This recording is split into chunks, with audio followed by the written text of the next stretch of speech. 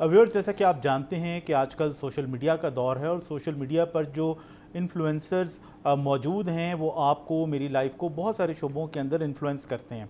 और यही वजह है कि आज का हमारा टॉपिक है वो स्किन केयर और सोशल मीडिया के हवाले से है कि स्किन केयर के हवाले से सोशल मीडिया पर जो मौजूद इन्फ्लुएंस है वो आपकी, मेरी लाइफ को किस तरह से मुतासर करता है, और ख़ास तौर पर घरेलू ख़वातीन, नौजवान, बच्चे बच्चियाँ किस तरह से मुख्तलिफ़ अक़साम के वायरल टोटके ख़ुद पर आज़माते हैं और फिर मुख्तलिफ़ प्रॉब्लम्स का शिकार होते हैं।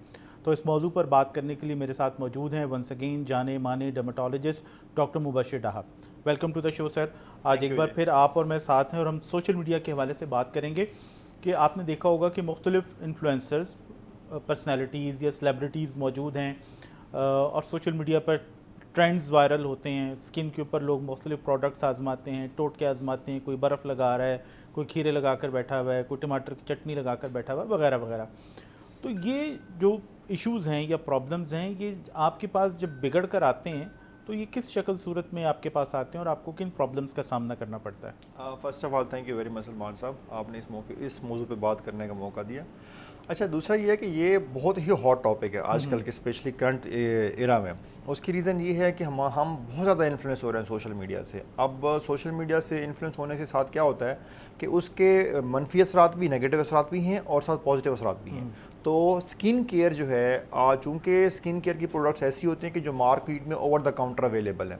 और दूसरा ये है कि जो लोग किसी सेलिब्रिटी को या किसी इन्फ्लुएंसर को या किसी भी जो हमारे वो हैं, जो लोग वो मार्केटिंग करते हैं उसको फॉलो कर रहे होते हैं, तो उसमें क्या होता है कि जी कि वो अगर किसी चीज़ को रिकमेंड कर रहे हैं, वो अच्छी है, वो बुरी है, वो मेडिकेटेड है, मेडिकेटेड नहीं है, वो साइंटिफिकली प्रूवन है, नहीं है, हमारी मेडिकल साइंस उसको मानती है, नहीं मानती, उसका उस चीज़ से कोई रिलेशन नहीं होता। जैसे क्या होता है कि जी कि फॉर एग्जांपल जी कि किसी सेलिब्रिटी ने बता दिया कि आप ये सन ब्लॉक यूज़ कर लें, ये मॉइस्चराइज़र यूज़ कर लें, ये क्रीम यूज़ कर लें, आप ये रेटिनॉल यूज़ कर लें, ये फलानी प्रोडक्ट यूज़ कर लें। और मोस्टली इसमें से पेड प्रोडक्ट्स होती हैं या पेड कंटेंट होता है? मोस्टली मैं तो कहूँगा कि 99% पेड होता है। उसकी रीज़न ये होती है, मैं आपको अपनी एग्जांपल देता हूँ कि मेरी एक इन्फ्लुएंसर से बात हो रही थी कि मैंने कहा आपने एक प्रोडक्ट को एडवर्टाइज़ किया या आपने उसके लिए कमर्शियल वो बनाया, तो उसके लिए आपको क्या उसकी एफिकेसी का, क्या उसकी प्रोडक्शन का, क्या उसके रिजल्ट्स का आइडिया है? उसने कहा नहीं। तो मैंने कहा आपने खुद आके बताया और साथ उसको सोशल मीडिया पे अपलोड कर दिया कि जी कि ये प्रोडक्ट है, इसके ये रिजल्ट्स हैं, स्किन के ऊपर ये रिजल्ट आएगा, रिंकल्स ख़त्म कर देगी, पिगमेंटेशन ख़त्म कर देगी, तो आपको कैसे उस चीज़ को जस्टिफाई करेंगे? उन्होंने कहा डॉक्टर साहब आपका प्रोफेशन है मेडिकल साइंस या एज अ डर्माटोलॉजिस्ट आप पेशेंट को ट्रीट कर रहे हैं, ये आपका काम है, वो हमारा काम है। हमने क्या कहते हैं, हमारा प्रोफेशन ये है कि हमने मार्केटिंग करनी है और हमने उसके पैसे चार्ज करने और हैं प्रोडक्ट बेचनी और है, चाहे वो प्रोडक्ट कुछ भी हो। वो उसमें यह है कि हमने मार्केटिंग करनी है। प्रोडक्ट जो इन्फ्लुएंसर्स हैं वो बेचने के ऊपर ज़्यादा फोकस नहीं होते ना। फॉर एग्जांपल जी किसी ने कोई प्रोडक्ट बनाई है, उसकी एफिकेसी अच्छी है या बुरी है, उन्होंने हायर किया किसी सेलिब्रिटी को, किसी एक्ट्रेस को, और उन्होंने अपनी एक पेड प्रमोशन बनवा ली और उसको फिर वो मार्केट करते हैं और लोग उस चीज़ से इन्फ्लुएंस हो जाते हैं कि जी जो चूँकि फॉर एग्जांपल कि फ़लाँ एक्ट्रेस ये बात कर रही है, फ़लाँ एक्टर ये बात कर रहा है, फ़लाँ इन्फ्लुएंसर ये बात कर रहा है, तो इसलिए तो 100% ठीक है जी, इस प्रोडक्ट में डेफिनेटली इसकी एफिकेसी, इसकी जो रिजल्ट्स हैं वो बहुत अच्छे होंगे।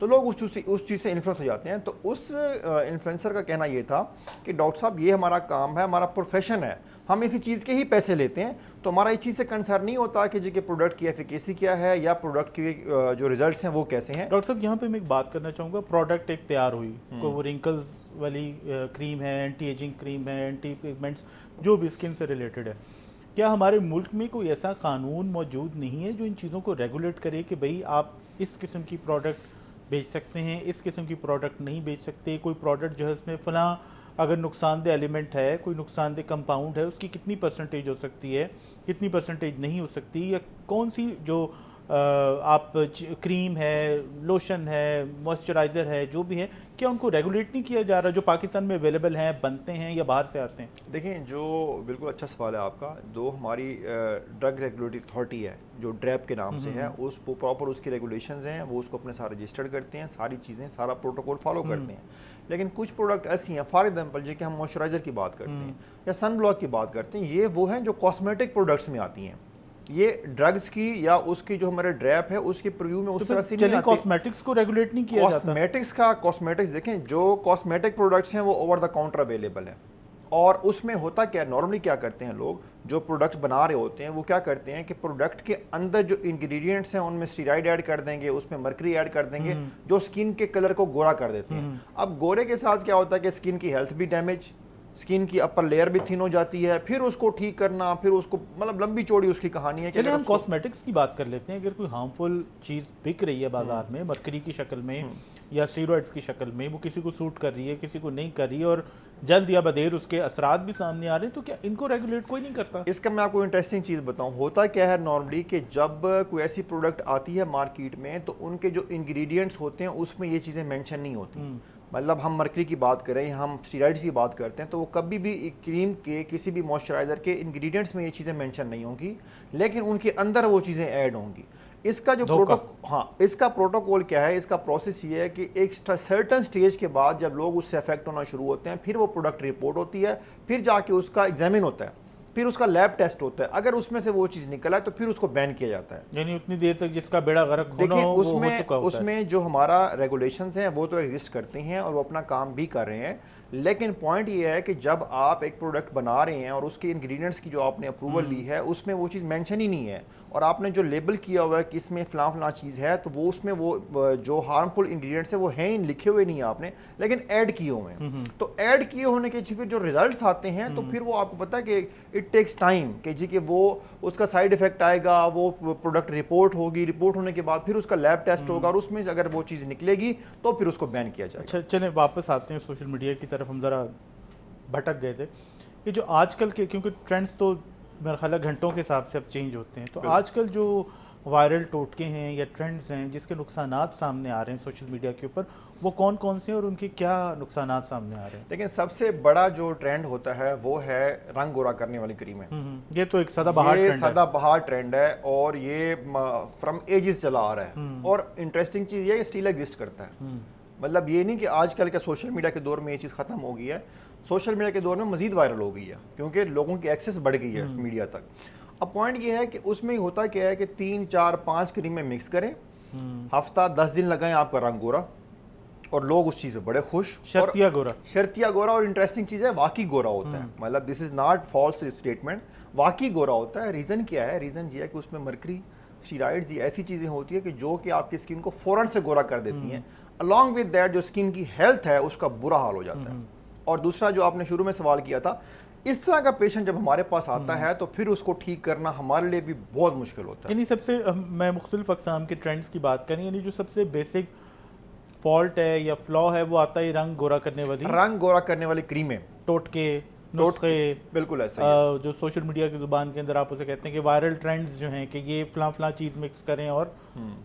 और इंटरेस्टिंग चीज़ ये है कि लोग ऑथेंटिसिटी कहाँ से लेते हैं जी कि इसके तो 2 मिलियन व्यूज़ आए हुए हैं, इसके 5 मिलियन व्यूज़ आए। अब देखें 5 million views doesn't make sense कि जी कि उस चीज़ की साइंटिफिक जो रिकग्निशन है या साइंटिफिक उसकी बैकिंग भी उतनी ही स्ट्रॉन्ग है।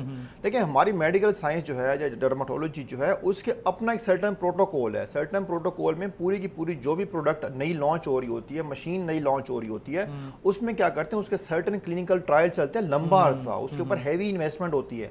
उसके बाद जाके जब उसकी एफिकेसी प्रूव हो जाती है तो फिर वो चीज़ लॉन्च होती है। और इस तरह से ये पूरा प्रोटोकॉल है, पूरी रिसर्च होती है इसके ऊपर, फिर जाके वो प्रोडक्ट मार्केट में आती है। लेकिन इधर से जो हम टोटकों की बात कर रहे हैं, जो वायरल ट्रेंड की बात कर रहे हैं, वो तो कोई भी अगर आप फारिज रील है, कोई भी ऐसी चीज़ है कि जो वायरल हो गई है तो उसकी ऑथेंटिसिटी उसी वायरल से ही कंफर्म कर लेते हैं लोग, क्योंकि इतना ज़्यादा व्यूज़ आ गए, इतने ज़्यादा लोग इस चीज़ को देख रहे हैं। और इंटरेस्टिंग बात एक और भी है, लोग सिर्फ देख नहीं रहे होते, नीचे कमेंट्स भी कर रहे होते हैं, बहुत अच्छी है, मैंने इस्तेमाल किया, दिस इज़ वंडरफुल, आप इसको यूज़ करें, आपको इसको बहुत फ़ायदा मिलेगा। अब ये है कि उस वक्त तो आपको फ़ायदा मिल चुका होता है, लेकिन उसके इन द लॉन्ग रन जो साइड इफ़ेक्ट्स आने होते हैं उसका उनको आइडिया ही नहीं होता। तो इसलिए इस चीज़ के लिए आपके चैनल के थ्रू मैं चाहूँगा कि इसलिए लोगों को अवेयर करना बहुत ज़रूरी है कि वायरल ट्रेंड डजंट मीन कि जी कि वो प्रोडक्ट जो है वो वाकई उसकी। लेकिन यहाँ पे थोड़ी सी अवेयरनेस ये भी देना कि गोरे रंग का मतलब खूबसूरती नहीं है, स्किन की हेल्थ जो है वो इम्पोर्टेंट। बहुत ही अच्छा सवाल किया सलमान साहब आपने। गोरा रंग जो है ना, हमारा प्रॉब्लम क्या है कि वी आर लिविंग इन सब कॉन्टिनेंट रीजन, और ये सिर्फ हमारा नहीं है, इंडो पाकिस्तान सब का मसला है, जिसमें श्रीलंका भी आ जाता है, हमारे जो पड़ोसी मुल्क है वहाँ पे तो ये बहुत शदीद किस्म का मसला है। वहाँ पे लोग ऊट पटांग हरकतें करने से लेकर अजीबोगरीब किस्म के जो नॉन प्रूवन किस्म के मेडिकल प्रोसीजर्स हैं वो भी मेरे ख्याल अपनाते हैं। बिल्कुल ऐसा ही है, बिल्कुल ऐसा ही है। उसमें होता यूँ है कि मकसद क्या होता है, रंग गोरा करना। अब देखिए जितनी भी हमने बात की है, जितने भी हम टोट के यूज़ की बात कर रहे हैं, मोस्टली चीज़ें किस तरफ जाती हैं, रंग गोरा करने के लिए। अब पॉइंट ये है कि जो स्किन की हेल्थ है और रंग का गोरा होना है वो दो मुख्तलिफ चीज़ें हैं। एक ये कि जो स्किन का कलर अगर वीटिश है, सांवला है या गोरा है, ये सारे हेल्दी कलर्स हैं। इसमें प्रॉब्लम ये नहीं कि आपकी हेल्थ अफेक्ट हो रही है, ये सिर्फ कॉस्मेटिक या आपके ब्रेन का एक माइंड सेट होता है कि जी मेरा रंग गोरा होना चाहिए। सोशल ट्रेंड भी आप उसे कहते हैं, सोशल प्रेशर भी हो सकता है। Social pressure to some extent कह सकते हैं कि कुछ लोग ऐसे हैं कि जो सोशल प्रेशर नहीं लेते, उन्होंने खुद को इस चीज़ को एक्सेप्ट कर लिया होता है, और कुछ लोग उस सोशल प्रेशर में आ जाते हैं। पॉइंट ये है कि हम जो सबसे इंपॉर्टेंट है ना, देखिए मैं प्रैक्टिस करता हूँ कॉस्मेटिक और एस्थेटिक डर्मेटोलॉजी की, लेकिन हम जिस चीज़ के ऊपर फोकस करते हैं, जो मैं अपने क्लाइंट्स की काउंसलिंग भी करता हूँ, मैं कहता हूँ सबसे इंपॉर्टेंट आपकी हेल्थ है, कॉस्मेटिक्स बाद में आता है। और डॉक्टर साहब जो इम्पोर्टेंट चीज़ है मेरे ख्याल में कि लोग ये नहीं सोचते, हमने जो पहला अपना सेशन किया था उसमें बात की थी कि स्किन हमारा बॉडी का सबसे बड़ा, सबसे ज़्यादा एक्सपोज्ड ऑर्गन है। ये कोई वो पेंटर का वो नहीं है कि वो क्या आप उसने पेंट किया और उसके ऊपर बाद नया पेंट कर लिया, फिर एक और पेंट कर लिया। ये एक आपका जीता जागता लिविंग ऑर्गन है, इसको आपने हेल्दी रखना है। बिल्कुल ऐसा ही है। और हमारी बॉडी का 60% पार्ट जो है वो स्किन है।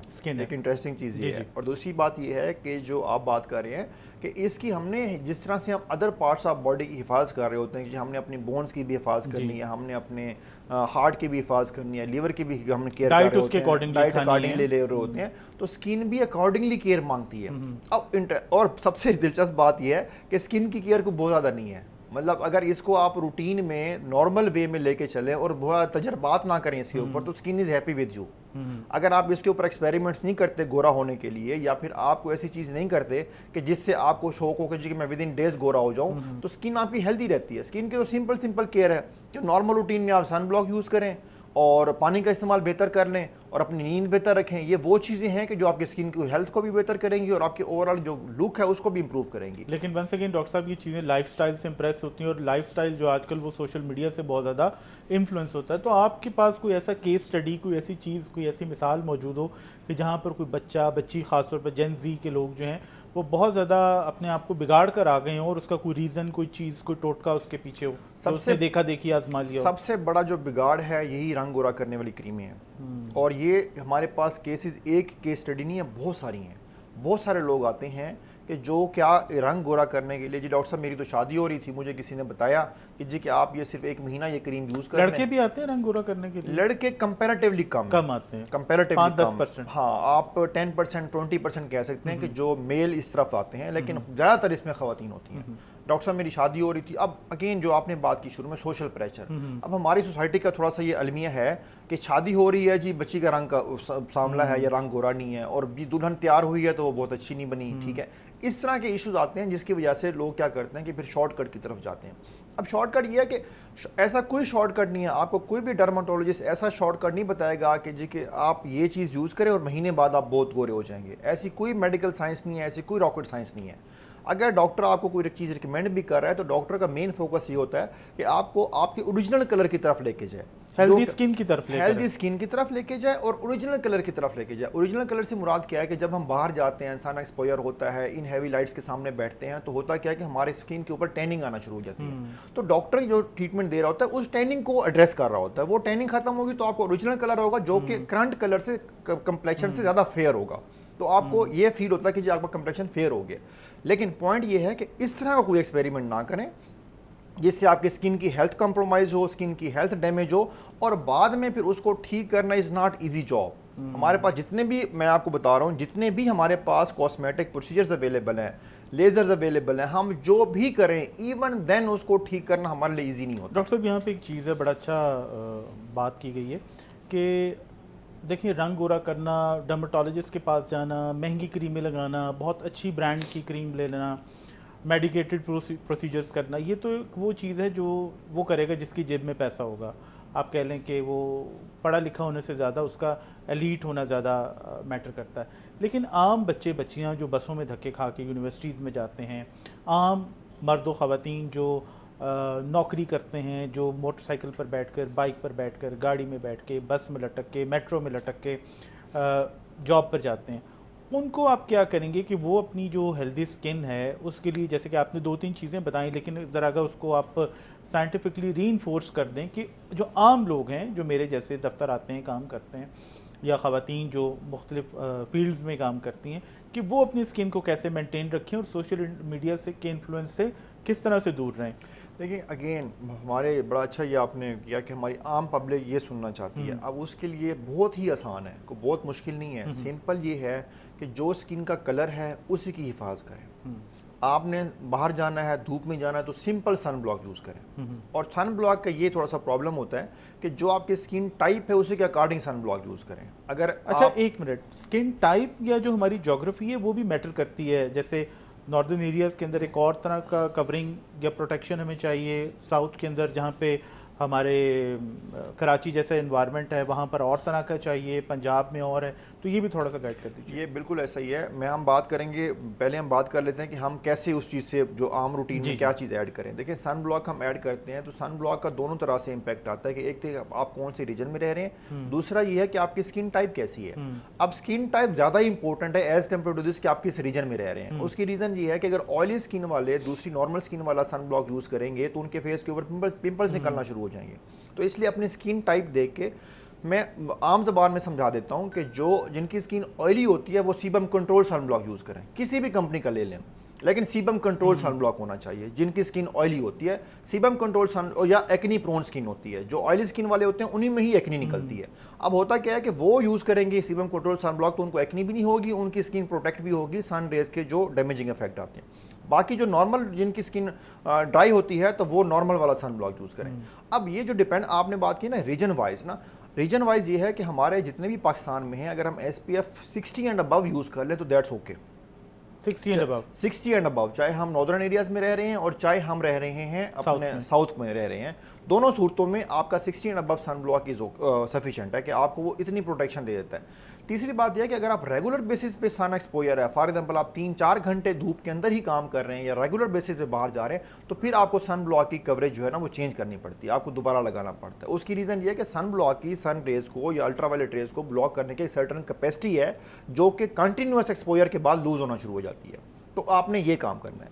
दूसरी हम बात करते हैं कि आप पानी का इस्तेमाल बेहतर करें। रात को सोने से पहले जो है, हमने पहले ही बात की थी कि रात को सोने से पहले रील्स और मोबाइल का जो हम मोबाइल यूज़ करते हैं वो कम करें, अपनी नींद बेहतर करें और अपनी रूटीन में कोशिश करें कि सब्जियां, जूसेस और ये चीज़ें जितनी आप रूटीन में अफोर्ड कर सकते हैं। ये लाजमी नहीं है, मैं ये भी कहा करता हूँ कि अगर आप फॉर एग्जांपल किसी रिमोट एरिया में रह रहे हैं और वहाँ पे सर्दी का मौसम है, चाहे आप हिली एरियाज़ में हैं, तो वहाँ पे आपको मॉइस्चराइज करने के लिए स्किन को देसी घी अवेलेबल है, एप्रिकॉट का ऑयल अवेलेबल है, जो चीज़ भी अवेलेबल है वो यूज़ कर लें।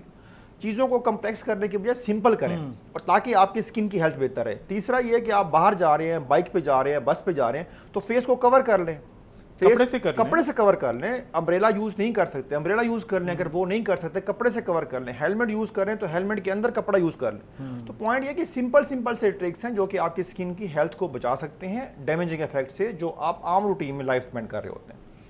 बिल्कुल व्यूअर्स, आपने डॉक्टर साहब की बातचीत सुनी, किस तरह से सोशल मीडिया के इन्फ्लुएंस जो नौजवान बच्चियों के साथ साथ बड़े लोगों को भी, बड़ी उम्र के लोगों को भी इफ़ेक्ट करते हैं। तो इसके लिए ज़रूरी है कि आप अपना लाइफस्टाइल जो है वो सिंपल करें। ज़रूरी नहीं कि आप अपनी महंगी प्रोडक्ट्स इस्तेमाल करें, उसके बजाय आप सिंपल ट्रिक्स, पानी पिएँ, हेल्दी लाइफस्टाइल अपनाएं और अपने आप को कवर करके रखें, सन एक्सपोजर से बचाएं। तो ये 2-4 बुनियादी बातें जो हैं वो भी आपकी स्किन की प्रोटेक्शन कर सकती हैं।